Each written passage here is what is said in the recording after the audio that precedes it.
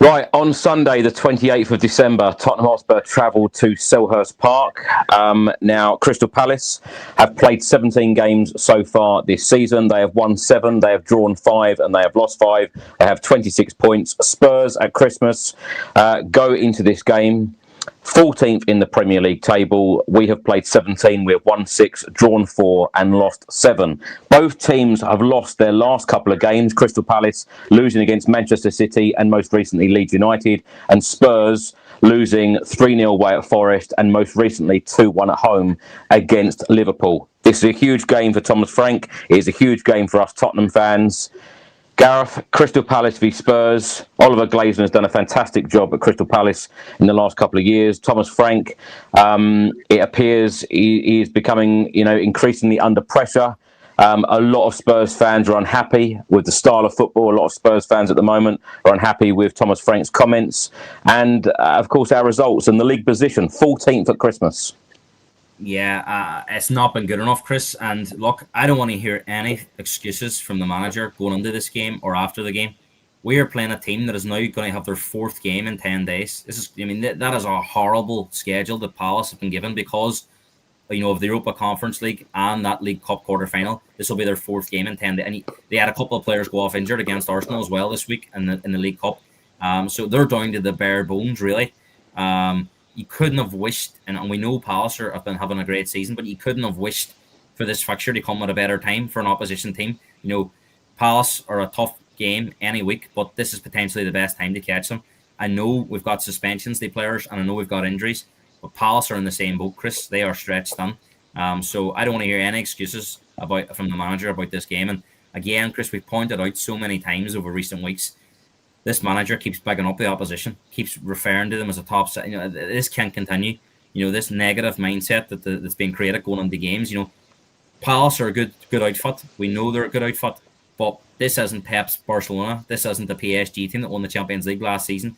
A good Tottenham team will be going into this game going, this is our 4th game in 10 days here. They're going to be on fumes. We should be going out here and getting a result. But as with how the team is at the minute and the manager, I don't think Spurs fans have any confidence, despite what we says about Crystal Palace's schedule, that they can get a result in this game. And how can that be at this great football club? But that's the mindset going into the game. Gareth, let's start by talking about Crystal Palace first of all. Of course, they are the host club on Sunday at Selhurst Park. They've lost their last couple of games against City and against Leeds United. What do you make of their performances, particularly in that Leeds game? And it's fair to say as well that only a couple of weeks ago, I think on match week 13, they lost at home against Manchester United. What sort of game are you expecting? How do you think Oliver Glasner will set up against Tottenham? And of course, I suppose we ought to talk about the League Cup game as well against Arsenal recently. Yeah, I think there's no disgrace with this at all with Crystal Palace. I just think the squad has been really tested now. They've had that extra game in the Europa Conference League where they get the league phase wrapped up before Christmas, the 6 games, whereas the other Champions League teams had a break that final week that Crystal Palace played. And I always say it's a sign of a team that's going really well when you have too many games, but it can also create problems with injuries and fatigue, and that Arsenal schedule doesn't help them with the game. I think they played Thursday, Sunday, Tuesday there, and they had a big game in the Europa Conference League against a team, let's be honest, they should have beaten. The fact that they couldn't win that game would be a worry. They drew the game 2-2, and that's 2 extra games for Crystal Palace now in January that they didn't need. The game against, I think they had a 48-hour turnaround, from playing at home to going away to Leeds. So there would have been just recovery, no training time. Probably didn't have much time to prepare for Leeds at all. And there's no doubt, Jamie Carragher highlighted this on his analysis show, that it looked a team, and Oliver Glasner is very much an organised manager, but it looked a team that didn't even have a chance to do any analysis for Leeds because Leeds hammered them with long throws and Palace didn't know what to do. And Leeds ran out comfortable winners 4-1. I think what we've seen from Palace in the League Cup was much better. It looked more like an Oliver Glasner team. It looked like the Crystal Palace team we're used to. They were organised, they were structured. And let's be honest, they were unlucky with that goal they conceded with the own goal. and they took Arsenal the penalties at the Emirates was an impressive result. So the one positive for us, Chris, is as it says, the 4 games in 10 days. What kind of shape are they going to be in? It's going to be again very much about recovery. They did have a couple of injuries in the game, so it probably won't be a full strength Crystal Palace team. But like I says, other than Wolves, Chris, they're probably thinking the same about us. Great after this tough period, they couldn't have wished for a better opponent, a struggling Spurs team, and I just cannot accept that being the mentality of this club and the mentality of this manager and team that we should be going into this game as favourites because of Palace's schedule, but really Palace are the favourites despite that schedule. Gareth, what have you made of the job that Oliver Glasner has done since going in there at Selhurst Park? Because, of course, delivered them the FA Cup, Charity Shield. The fans, are living a good moment under him at the moment, aren't they? Yeah, I think it's very similar to Eddie Howe. Victim of his own success in terms of Palace were a team that were kind of just mid-table-ish, and now they've got their hands on that FA Cup. Now they've got into Europe. Oliver Glasner's like, right, let's push on, let's kick on, let's push up this league, and let's create something special. But I think there's been a conversation behind the scenes. They've sold Eze, their best player. Gahey, their best player and captain, will be leaving between now and the summer. And he's going, well, what's going on here? This is we're supposed to use this as a springboard. They push on and be a regular European club. But that is just not where Palace are. And he's got frustrated around that. So he's done an unbelievable job, but this is probably the ceiling for Crystal Palace. This is probably as good as it gets under Oliver Glasner. I don't think he'll be there next season. And look, only time will tell if Crystal Palace regret this, because I think whoever they get, Chris, it's unlikely to be at the level of an Oliver Glasner, whoever the replacement does. And I've already seen they've been doing groundwork on who they're going to bring in. So I think when they started that already, it's pretty evident that he won't be there next season. So disappointing for Palace, but Oliver Glasner probably is on a different trajectory to Crystal Palace, and that is just it's dog eat dog. It's there's big fish and there's small fish, and Oliver Glasner's a bigger fish than Crystal Palace at the moment. Gareth, who are the key players for Crystal Palace in this game, would you say? Well, I think Mark Gay, he's a brilliant defender and leader and captain. I think, and we know Romero's can have great games and he can be very aggressive. And you think about that Europa League final, how strong he was in that game, but he has moments of madness, and we've seen that come out again against Liverpool. Mark Gay, he has a completely different, he's a completely different personality, and he's a top leader and captain. That's the way I want my captain to perform. Somebody that's reliable. You don't want a liability as a captain. And if players see if players see that Romero's the captain and doing them type of things, how can they be expected to be disciplined on the pitch? And that's what we're seeing creeping in with Spurs. Whereas Mark Gay, he's an excellent leader and captain. He conducted himself, Chris, in the summer, I have to say, with complete and utter respect. And even after he didn't get his move, he didn't come out and make a big song and dance about it. Yes, he was disappointed, and that was reported, but he got his head down and he's had a terrific season. And look, I think the terrific professional that he is, he'll probably stay there until the summer and see out the season with Crystal Palace. I don't think, from Crystal Palace's point of view, would 15 or 20 million be too much for them in January? Probably not. I think Oliver Glasner will definitely be targeting that Conference League and trying to go out on a high with Crystal Palace and deliver a European trophy. Which, let's be honest, Chris, they should be one of the favourites in that competition based on what we've seen from them in the league and the FA Cup last season. So I would love to see Crystal Palace going and win the FA Cup, and love to see the Europa Conference League, and love to see Oliver Glasner go out on a high. Gahey's going to be a big player for them. Mateta, we know, is a huge threat. He is a bully. He scored against us last season in that 1-0 defeat we had up there. I think Adam Morton's a terrific player, Chris, an absolutely terrific. If I could go out and sign one midfielder that I think Tottenham could get, he would be the one. I think he's such a great technique about him. Reminds me very much of Michael Carrick in that way. A very similar type of player, only being left-footed. I think he should definitely be in that England squad for the World Cup in the summer. And I think in the summer there'll be a lot of teams looking at him because there isn't an abundance of defensive midfielders around there. And what we've seen, Chris, with Palhinha is he's a defensive midfielder. He maybe hasn't got in the technical ability. Adam Morton's got everything. He can play that role and he can distribute the pattern. What I see a lot of him, Chris, and I've seen even against Arsenal, in the League Cup, he always tries to play forward, and I think that's the sign of a very brave player. He's not afraid to make a mistake, and I love when a player like that progresses the ball forward. And if you look at him, he's always scanning. He's a very, very, very top. He's going to be a top player for whoever he goes to after Crystal Palace, and I think in the future for England, I think he's going to be a nailed on starter. I would imagine it'll be Wharton and Rice in years to come in that midfield. Anderson's on there at the moment, isn't he? But I think Adam Wharton will eventually find his way into that team as a starter. But look, those are going to be the three key players that Spurs are going to have to try and stop. And our word for Munoz, I think Munoz has been a terrific player for them in that right wing back role. But I think he could possibly be injured. I'm not sure on that, Chris. I think he might be carrying an injury. So that would be a boost for Spurs if he wasn't playing. But you know what you're going to get from Crystal Palace. I think that Leeds game was just the recovery time and the turnaround time. They went into that game unprepared. They'll have had a couple of days. They rest between now and Spurs. And it's very rare you see an Oliver Glasner Crystal Palace team rolled over. So I think it's going to be a very difficult game. Despite Crystal Palace carrying fatigue, I still think it'll be a tough game. I was going to say that, Gareth, and I think it's very, very fair to say because match week 16 and 17 of this Premier League campaign, they've conceded 7 goals in the 2 games that they have played and lost, Manchester City and Leeds.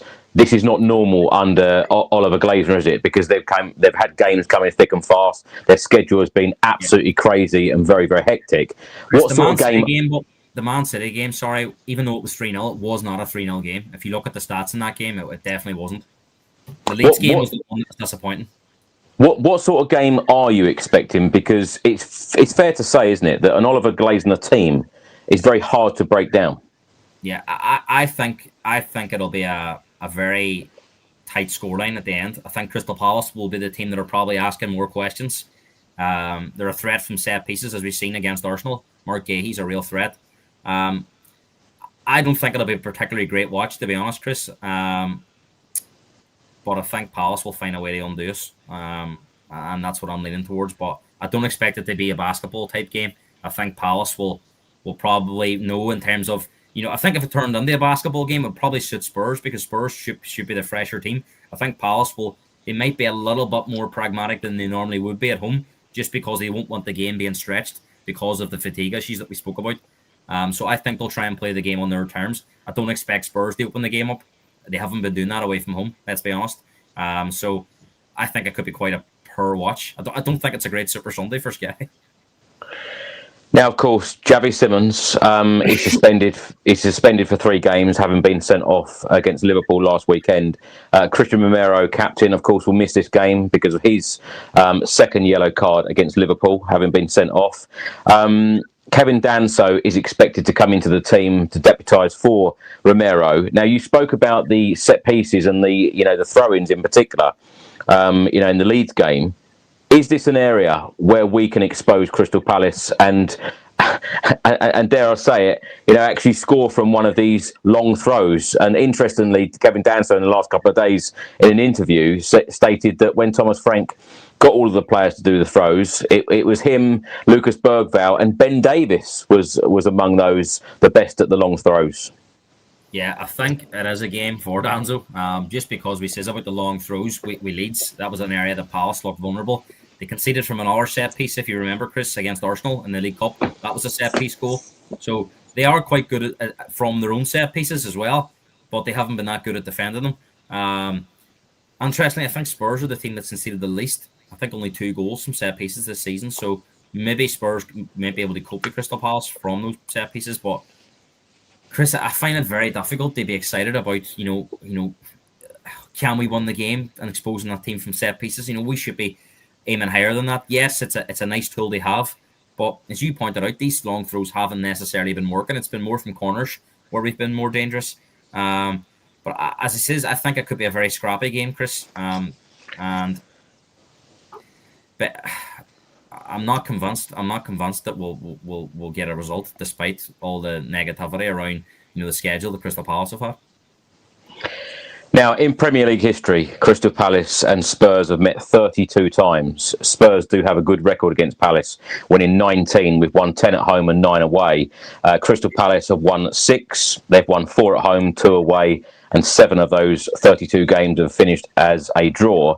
Now, last season, Crystal Palace did the league double over Tottenham, beating us 1-0 in October 24 and beating us 2-0 in May 2025. Now, Gareth, compared to this stage last season under Ange Postecoglou, and it is very fair to say that we've had a lot of injuries this season, but it's also very fair to say that we had a lot of injuries under Ange Postecoglou last season. We had more points at this stage last season. We were in a better league position at this stage last season. And also, Ange's team, Ange's Tottenham, had scored more goals. We conceded less. We'd had more shots on target, more touches inside the opposition box. Less errors were made. We had played more progressive passes and more through balls. Does any of these stats that I've just read out surprise you? Not at all, Chris. And I think that is the worry that the manager will have. He will come out in the press and he'll say this is a long-term project and, it's not a quick fix. And, he's mentioned the injuries and he's mentioned about refereeing decisions, but the stats are really alarming, Chris. I mean, it almost... I absolutely once when I say this, but it almost looks like we're out of our depth in this league. Every stat there, we're in the bottom 3 or 4 around the, we're competing with the worst teams in the league. We don't necessarily look in most games that we can score a goal. We got that goal back against Liverpool, and there was a bit of a, Liverpool got nervous, and I think the crowd got behind the team, and I think that was a bit of an anomaly those last 15 minutes. But we never really looked like scoring before that, especially in that first half. The first halves are a major issue, especially at home, Chris. We never looked like scoring. The United game was poor. The Chelsea game was poor. The Fulham game was a complete disaster. And away from home, the form in recent weeks has completely fell off. And we've been well beaten in a lot of them games. Well beaten at Arsenal. Well beaten in Paris. Well beaten at Nottingham Forest. And the manager's not stupid because he will know that despite what he's been told about this being a long-term project, that these numbers are unsustainable. It is unsustainable for a team like Tottenham to be, this is what's been put on display every week because we know there's players on that squad. Yes, we know we need reinforcements, but we know there's better quality of player on that squad than what's being produced on the pitch. I've pointed out many times about Bentancur, the amount of negative passes under this manager compared to previous managers. The drop-off is insane. So that tells me that he's been told to do that. You don't just naturally start doing that. The confidence is being sucked out of these players. And the one thing, Chris, that's really starting to show is the frustration in the camp with the players. We've now started getting red cards. The players are turning their back on the manager when he goes to shake hands. The players are having a pop at the fans. The fans are getting angry with the players. The manager's been talking about the fans. There's so much negativity around what's going on at the moment. That's why I think it's completely untenable and unsustainable on what we're seeing. I think if the performances were better and the results maybe weren't there would be a bit more patience. But the fans are fed up watching this every week. And you look at, we spoke about Forest, Chris. You look at the teams that are beating Spurs and then you go and watch them the next week and they're getting beat by another average team. Every team seems to be able to get the upper hand on Tottenham at the moment. As it 1-1 in 9 league games. I mean, and the numbers are just as bad. Like what we says about Ange, Chris, there was more injuries than there was last season than there was this season. He's had a fully fit back 4 and goalkeeper, which Ange didn't have. He's had Kudos come in, Xavi Simons come in. Those players weren't available last year. Cowlin Moyani, all these players were supposed to come in and help, but from what I'm seeing, there's no improvement, and we're getting worse week by week. So I would love to be more positive, Chris, but all signs point to being a miserable Christmas. That term, Gareth, a must-win. I remember Ange Postecoglou saying on a couple of occasions in the press conferences that every game is a must-win game.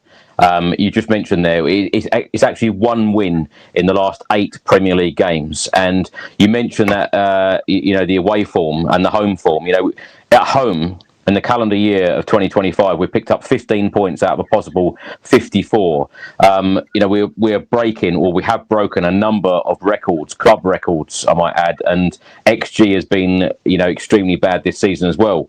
But when you say about the home form, the away form at the start of the season was pretty good. But you mentioned there the last away game, Nottingham Forest away, losing 3-0. In actual fact, it probably should have been more, and we were well beaten. Regarding Thomas Frank, when a manager only wins 1 in 8, yes, this is a transition period for the football club. But when we won the Europa League in May, I think a lot of fans, including myself, felt that this was going to be a bit of a springboard for us to have more success at the football club. And I know there's going to be a big, there's going to be a big look, isn't there, at the board in what they can deliver in the January transfer window, and particularly the summer transfer window under this new structure with the Lewis family. But I just think it's a bit of a mixture, Gareth, where some players aren't good enough, some players are underperforming, some players are perhaps doing things that Thomas Frank wants them to do. So, he's a little bit different from last season if they were here.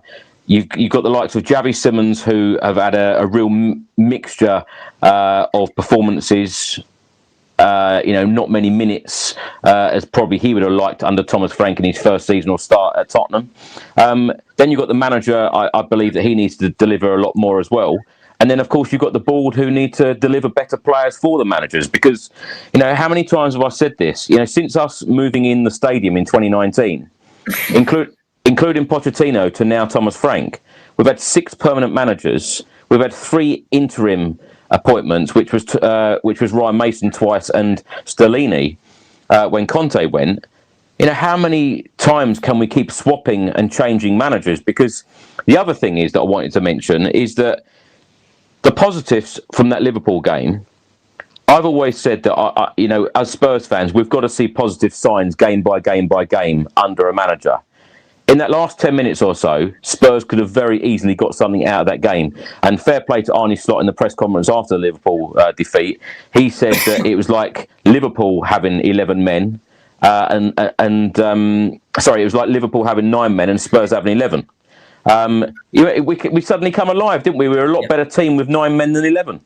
Yeah, Chris, I'll answer all those points that you made, because there were some fantastic points in there. But just the Liverpool game, I think the goal, Spurs scoring the goal, the game went rogue. Liverpool got very nervous and they looked very unsettled.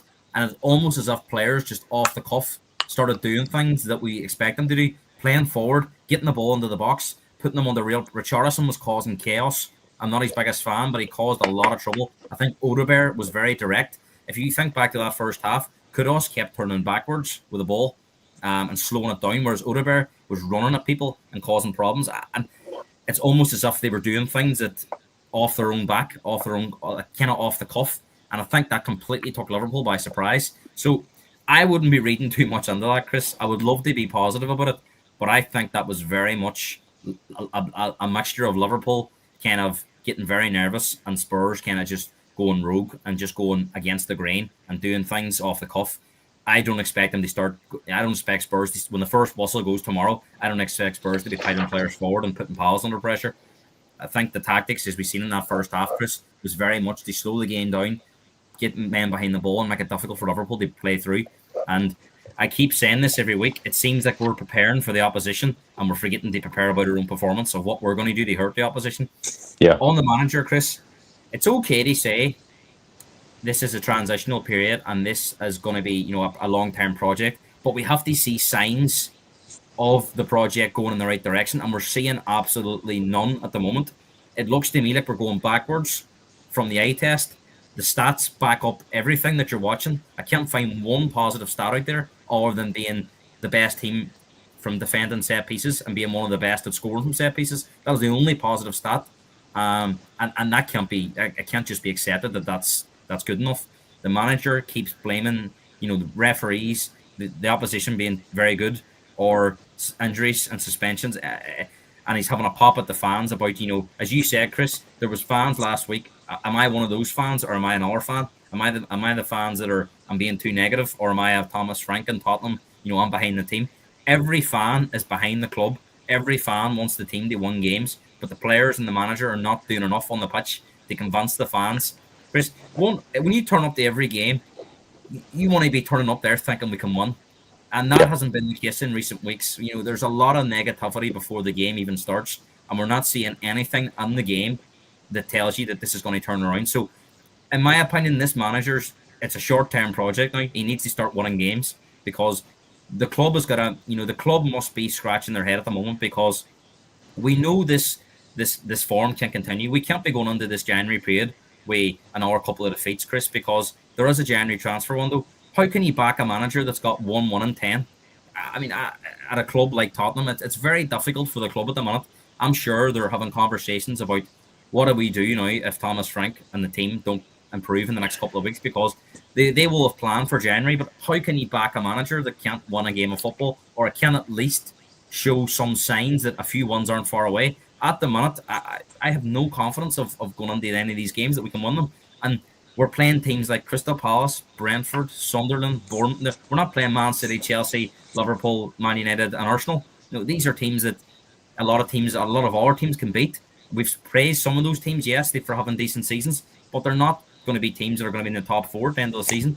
So there should be no reason why we don't see some signs in these games that we can pick up some points. And Chris, look, I'm one of those fans that, if we aren't winning, I accept that if I see some level of performance or signs that this team can win maybe in a couple of weeks' time or in a few months' time, we're going to find some consistency. The only thing that's consistent at the minute is all those negative stats. We struggle to get shots on goal. We never really looked like scoring. And defensively now, we look very vulnerable in recent weeks. So even at the start of the season, when that was going well, we looked a bit more structured and a bit better organised. We have 3 at Forest, 2 at Liverpool, 4 at Arsenal, 5 in Paris. All that's completely unravelled. And like you pointed out, we didn't have a great league season last year, and the stats in every department are worse, other than set pieces. Yeah, and Thomas Frank has said a couple of times, you've got to remember where we finished last season. We finished 17th. I know you won't like that. He's making too many excuses, Chris. Far too many excuses.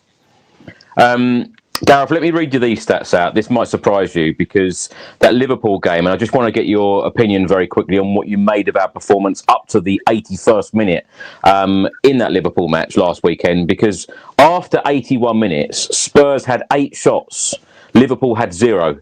After 81 minutes also, Spurs had 11 touches in the opposition box. Liverpool had 0. And Tottenham had 47 touches in the final third. Liverpool had 0.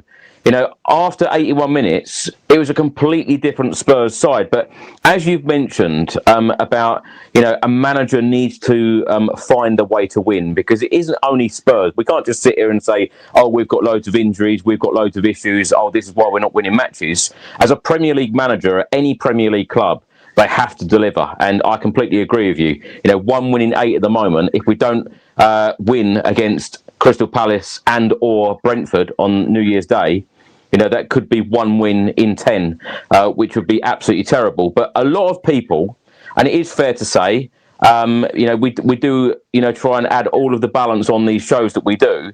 Solanke, Maddison, Kulusevski are not in this team.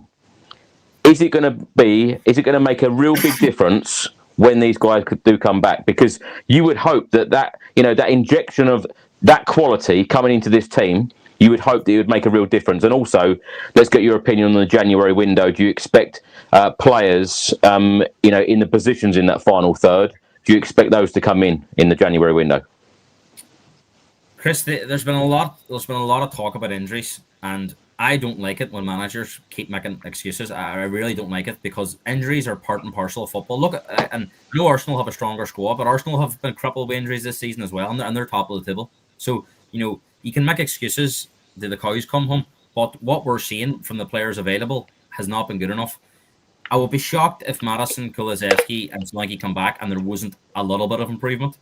But from what I'm seeing with the style of play, and Chris, you pointed out there about where we mentioned about Bentancur.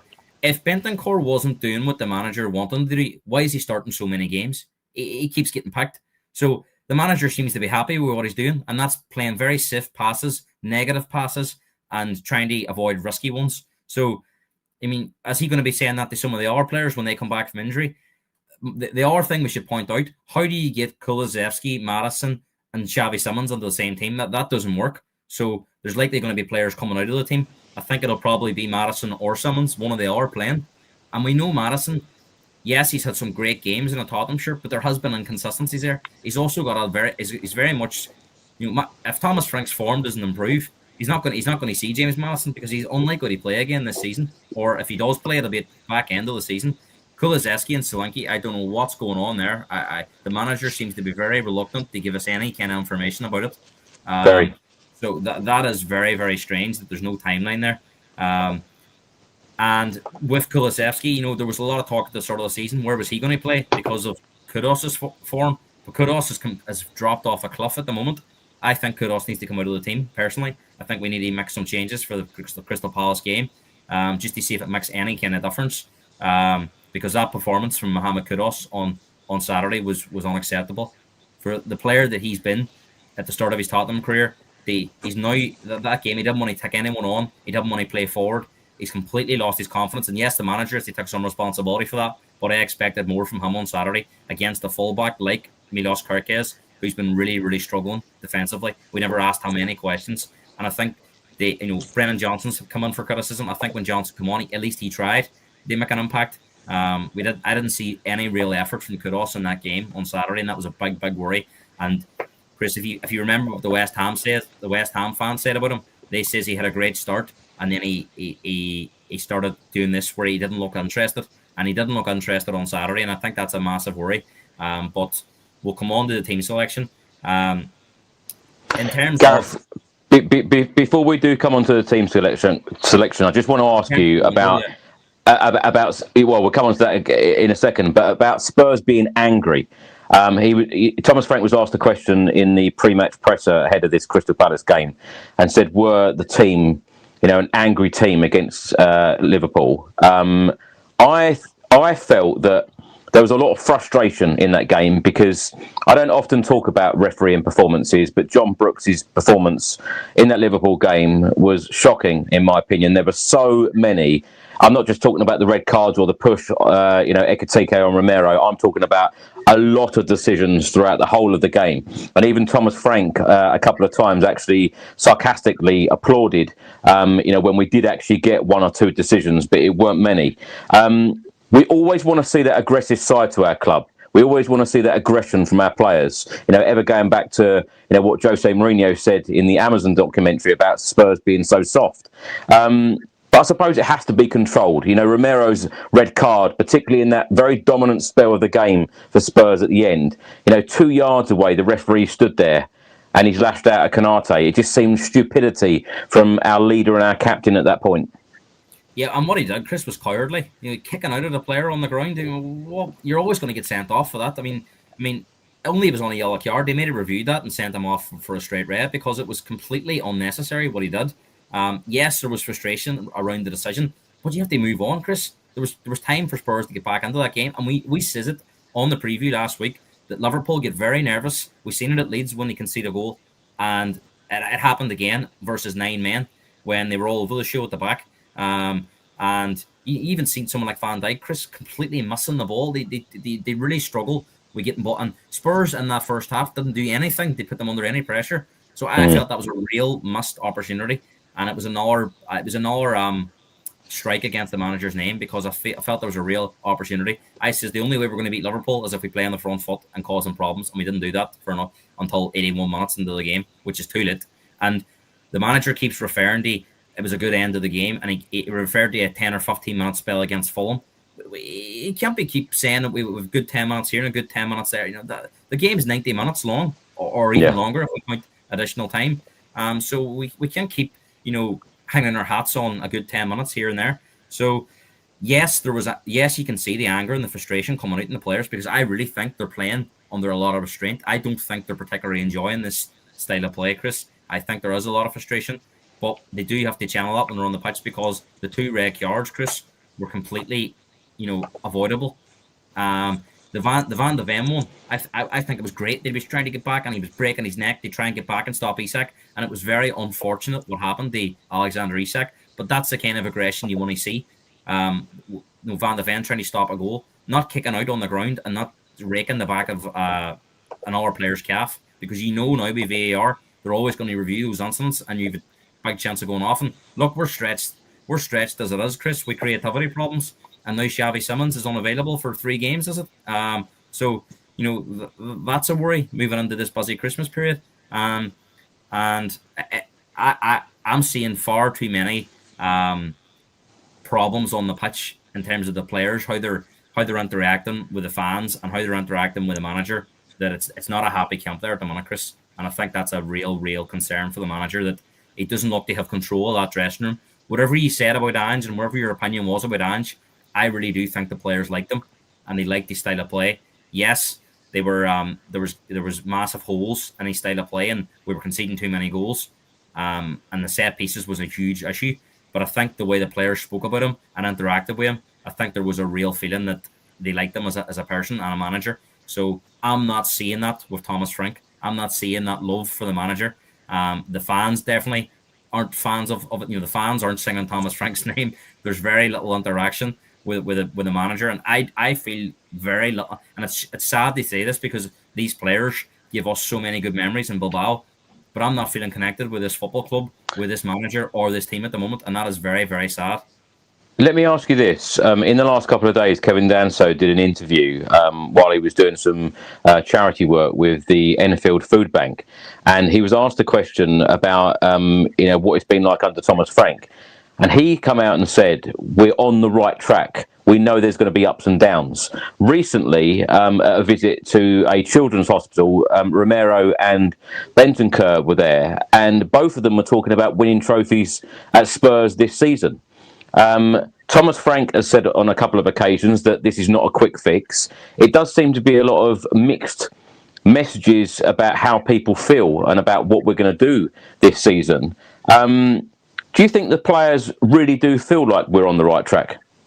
Chris, ask them when the cameras are off and they'll give you the honest answer, because they're never going to say in an interview, we don't like the manager, or it's a mess right now. They're always going to say, these players are coached by the PR team, and they say what So I says, how do you know a football player's lying? His lips move because what they're saying is somebody else's words. It's the same as them press conferences. Thomas Frank will have an idea what's coming up because of who's in charge of the media team. They'll have prepared him the questions, and I think the question that we spoke about last week, Chris, on the preview of Liverpool, we says it was a great question. Caught Thomas Frank off guard, so he asked for the question to be repeated, so he could probably give himself more time to provide an answer. So I always like it when reporters ask the difficult ones, because there's a lot of reporters out there, and this isn't a criticism, because they want to try and rank up and they want to get good connections and good relationships, but they tend to ask the nice questions. They stay on the right side of the club and the manager, so they get invited back and they get these exclusive interviews. But I really like the ones that go overboard and maybe go a bit rogue and ask the difficult ones, and that can sort of ruffle a few fellers, because you tend to get more of an honest answer. So, Madison was speaking about Thomas Frank there on Monday Night Football when he was on as well, and he was saying positive things. So they're always going to say what the coach done they saying. So I don't take anything out of those. I look at the players' interactions with the players on the pitch when they're focused on the game and not the cameras. When we lose a game, how do they interact with the manager? We've seen so many negative incidents with various different players. So no, it doesn't look to me like a very happy camp, and I don't think the players are believing what they're saying in those interviews. I think they know we're on a right mess at the moment, and that the January window now has got to be really important, because Chris, this can't continue. And before everyone goes, oh, it can, I'm telling you now that this cannot continue at this football club, because this club is too big to be in a mess for season after season after season. We can't be in this position next year, Chris, where we're sitting in the bottom half of the table at Christmas again. And the league season, if the next few games don't go well, Chris, the league season's over, because we're not going to be able to qualify for Europe. And if we move away from the bottom 3, we're just playing out our games. There's absolutely nothing to play for. And like you pointed out, Chris, and this will be hurting the Lewis family and the club, there's a real struggle at the minute to fill seats in that stadium, and that is not a good look for a big club. And the amount, as you pointed out on various different podcasts, the amount of booing at the games is crazy. Gareth, this can't continue like this, though, can it? I don't. It definitely can't. It definitely can't. You've got the accent for the answer, you see. From what we're seeing, it can. It can. Colorado Rapids have just appointed Matt Wells, who, of course, has just left the Tottenham Hotspur coaching staff. And it's been widely reported that in the next couple of days, Fabio Paratici could be leaving, just days before the January transfer window opens. And Vino Venkatesham, Johan Langer and Fabio Paratici all sat down a couple of months ago with this new structure in place, 2 sporting directors at the football club. Gareth, what do you make of this situation? If Fabio ends up leaving in the next couple of days before the January transfer window happens, would you understand it? Do you get this situation? And with Matt Wells leaving as well, this is yet another change at the football club. How often, in the last year or so, how many changes have we seen at board level? The coaching staff, the players. We've had so many changes at the football club. This can't be. I don't see either of these two things as a positive. Do you? No, and Chris, it looks pretty much to me like they're jumping ship. You can say that that's a good opportunity for Matt Wells to go and manage a club, but I mean, if he had stuck around at Spurs for a bit longer, we've seen what happened with Ryan Mason. He got a job in England. He was patient, and he's at West Brom, who are a big club. And yes, he got a lot of experience working with different types of managers. You think about that. That was always going to be a positive for Ryan Mason. The fact that he can say he's worked with Mourinho, with Poch kind of took him under his wing, didn't he, as well, when he was a player. So he's had influence with Pochettino, he's had influence with Mourinho, Conte, and Ange Postecoglou, and now Thomas Frank. Before Thomas Frank came in, so he's worked with some big names, and that was always going to be an attractive thing for Ryan Mason. So I think Matt Wells, if he was happy, would have stayed. So I think that's worrying that he's moving on. The Paratici one is very strange because I think we're now getting to the point, Chris, where we need to hear from Vinay again, because all this stuff we were sold in the summer, it looks a million miles off now. Daniel Levy as well moving on. Whilst a lot of people were happy, that was yet another change as well. So there seems to be a lot of chopping and changing. I was never a fan of this Paratici and Lange. I don't think you can have 2 sporting directors, Chris. I just don't think that makes any sense. There's always going to be clashes, and it looks very much to me now that maybe Paratici feels he's no future here, and that's why he's potentially moving on, because why would he be leaving?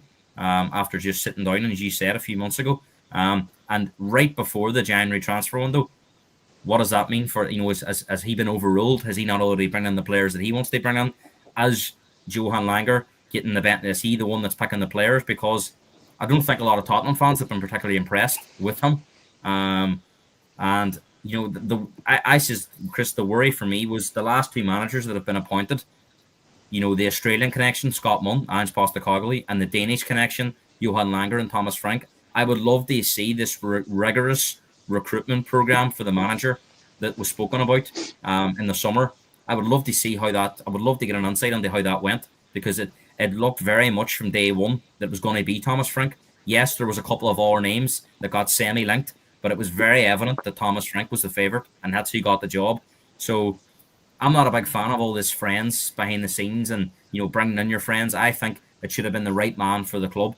And from what we've seen so far, there's no real similarities between Thomas Frank's style of play and the identity of Tottenham Hotspur Football Club. It feels very much like the wrong appointment from day one. And a lot of fans pointed that out, Chris. Yes, we wanted to give the manager a chance, but it looks like those fans that pointed that out were on the right lines. So much chopping and changing at any club, Chris, is never a positive. Never. It looks very unsettled behind the scenes, and I would love to hear from Vinay now about the January window and what's going to happen and what the plans are for the next few seasons.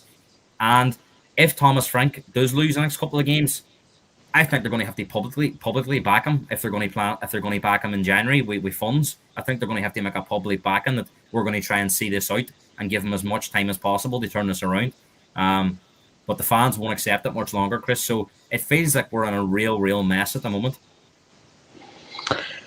Gareth, before we talk about team selection and your predicted lineup and your score prediction on the January transfer window, of course, in the summer window, we saw that We didn't get the deals done for targets Morgan Gibbs-White, Eberechi Eze, and even ahead of the January window, we know that Antoine Semenyo has politely said, thanks but no thanks. What do Spurs need to do as an absolute minimum to back the manager and drive this football club forward and almost insert instant, an instant player or an instant players to walk into this team and refresh this squad? It's easier said than done, because these players are going to look at Tottenham's position at the moment and go, well, I don't want to go and join that team because they're down the bottom end of the Premier League. I don't think there's a real belief or confidence anywhere that we're going to do anything in the Champions League. We might get one more round, we might win the playoff, or I don't think we're going to make it deep into that competition. So it really is all about the FA Cup, and let's be honest, the way Aston Villa are playing at the moment, it could be a very early exit to the FA Cup. So, the worry is, come January the 10th, Chris, we may have very little to play for, and how do we attract players? The only thing we can do is maybe throw money at them and convince them it's going to be a long-term project. But I'm sure they're going to ask, is Thomas Frank going to be the manager next season? The club probably can't answer that at the moment, because whilst they want to give Thomas Frank time, these results and performances are unsustainable. This can't go on. Like we said, we can't be sitting here in February with an hour load of defeats and the stats getting worse and worse. I just don't think, as much as the club will want to give them time, I don't think they can accept that. So there's a lot of uncertainty around Tottenham at the moment, like we've pointed out here in the last few minutes. So it's going to be very difficult to attract players. But I did listen to Alan Pardew on TalkSport, former Crystal Palace and Newcastle manager, West Ham manager. I'm sure you all know him. But he says that they have done a lot of work behind the scenes. They fixed a lot of mistakes that were happening in the past. And apparently a lot of the mistakes were Spurs were unwilling to pay like agent fees and stuff. And that's why a lot of deals were breaking down towards the end. We also knew that there was a reluctance to give high wages out. That seems to have been something they're working on. So I think the money's there. I think there is a will to do business. But I think attracting these top players is going to be a big ask at the minute. So in my opinion, we need a left-back. A left-footed left-back, because Ben Davies, we know, is past it, and he can't be here much longer now at this stage. We've got to move him on. Yes, he's been a great servant, but it's time to move on from Ben Davies. We need Udogie's always injured. Jed Spence, for me, needs to go on the other side of the pitch and push Pedro Porro for his position. I think Jed Spence was one of our better players against Liverpool, but I think he would suit playing on that, because there is a reluctance for him to use his left foot. He doesn't feel confident enough. I would like to see him rotated around with Pedro Porro on that right side, get a left back on there, because, as we said, Udogie's constantly injured. We need somebody that not a backup left back. We need a first team left back that can compete with Udogie when he's fit. We need a top centre midfielder. I've mentioned Adam Morton. I don't think that's going to be doable, but I think we should be throwing the book at Crystal Palace for Adam Morton. I think he's a real top player, and somebody can go into that midfield and will progress the ball. Well, if the manager lets him to be, that's the only thing, but that's a story for another day. I think an Adam Morton type player in that midfield, we need it. We're crying out for a top striker, and we're crying out as well for a top left-sided player, because how many players have been on that left side? Matisse Tell's been over there. Richarlison and Muyani have been shifted out there at times. Odegaard's been out there. Johnson's been out there. There doesn't seem to be any consistency in the selection there. So we need to get somebody in there too. So in this window, I know it's going to be very difficult to do everything in one window, but I think a left back, a top midfielder, a top striker, and a top left-sided player on the attack is the priority positions. I know I'm asking a lot there, but it's Christmas, Chris. It's the time for miracles, as Alan Rickman said in Die Hard.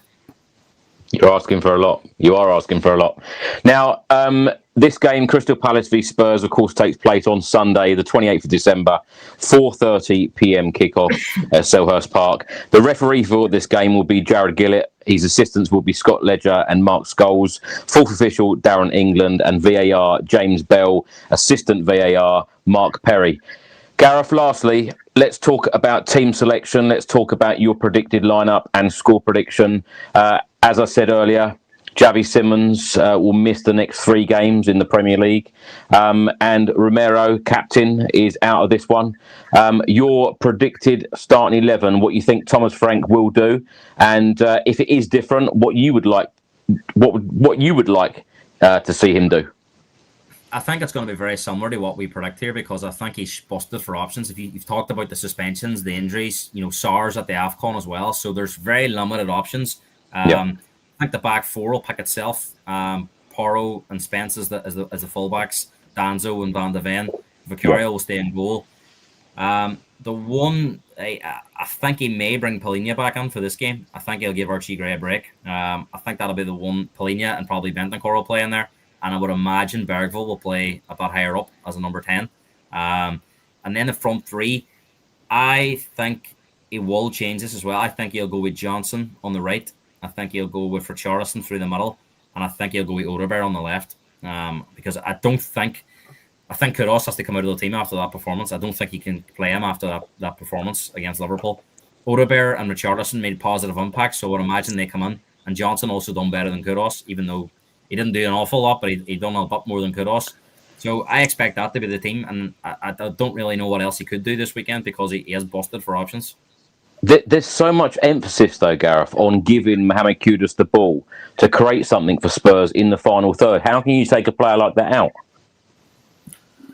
Well, I just think his performance against Liverpool was so poor that he has to come out. It was an unacceptable performance. Not willing to take people on, slowing the play down, going backwards, not really looking like he was interested. His body language was terrible. So I think he needs to be brought out of the team just to be taught a lesson that that is not accepted at this football club. You might have done it at West Ham, but you're not doing it here. We don't accept that. So I think we need to bring him out of the team and maybe bring him on in the second half and maybe mix an impact. Look, I haven't given up on him. I think he's a very, very good footballer, and I think on the performances he's shown in the first half, the first part of the season, he will be in this team. But I just think his performance against Liverpool was so poor that he needs to be dropped. Gareth, lastly, Richarlison was, of course, a sub, came on, scored the goal against Liverpool at the weekend. Was that a little bit unfair on Richarlison being our top goal scorer?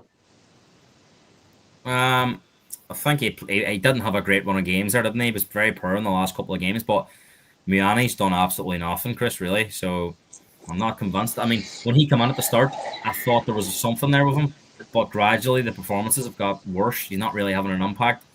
At least Richarlison come on and caused a bit of chaos. We know his limitations as a player, but I think Richarlison comes back into the team, top goal scorer, and he made an impact in that game, and Miani drops to the bench. But I think there is a player there with Miani, but again, is it the manager, is it the style of play not suiting him?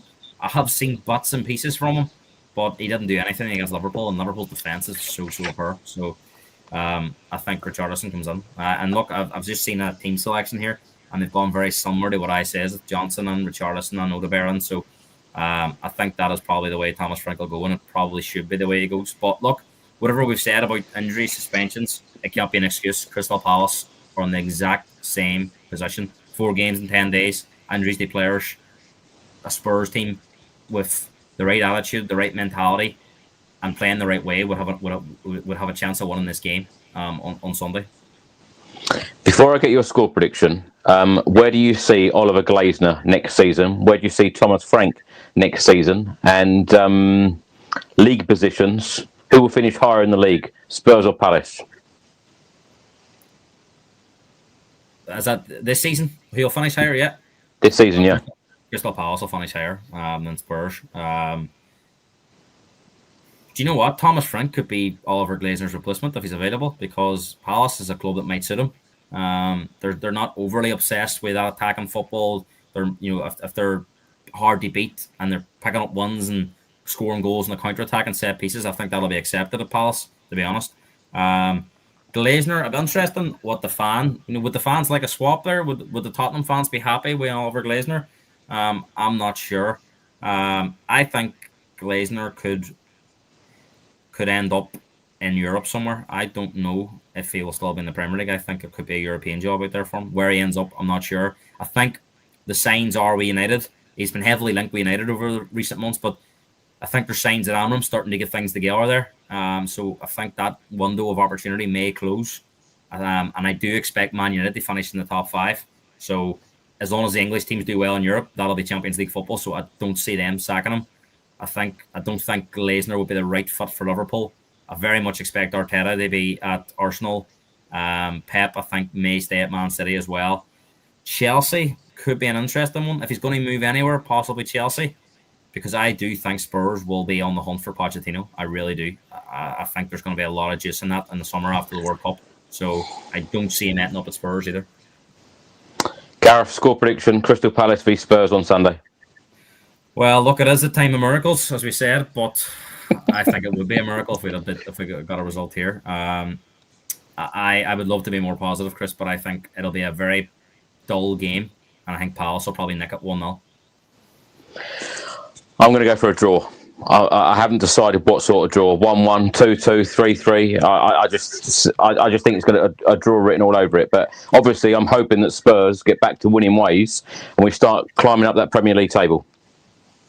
Chris, I would be absolutely delighted if we could get a 1 on Sunday, because it would give you confidence under the Brentford game. Then that we can maybe follow that up with a 1, and Xavi Simons will be back for that game as well. But 2 big games, 2 massive games. I know this one is more important because it's next, Crystal Palace, but we desperately need, at least, in my opinion, at least 4 points, 3 at the absolute worst.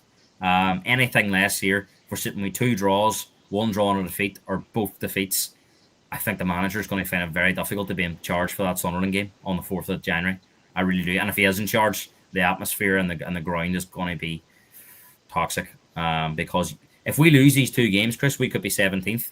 And going into this Crystal Palace game, depending on the results, because we obviously play in the last game of the match round, we could be sitting in 15th or 16th prior to kickoff. You don't know. So there's going to be huge pressure, and league position will determine. Spurs are sitting 17th on New Year's Day. The manager cannot remain in his position. He has to be relieved of his duties. And yes, it's unsettling, but we have to find a way to get through the season. And Chris, the one thing I would say is, if we are sitting in 17th and the stats are the same and we're struggling with shots on goal and it's crap football, what benefit would there what negative would there be of changing the manager? Because it couldn't get any worse, surely. It could not get any worse. Even if it was just an interim manager, I don't think they could do much worse than what's happening right now. Gareth, thank you so much for joining us. Have a great Christmas. And I look forward to talking to you in a couple of days' time after the Christmas break, and talking about match week 19, which these match weeks are coming round thick and fast.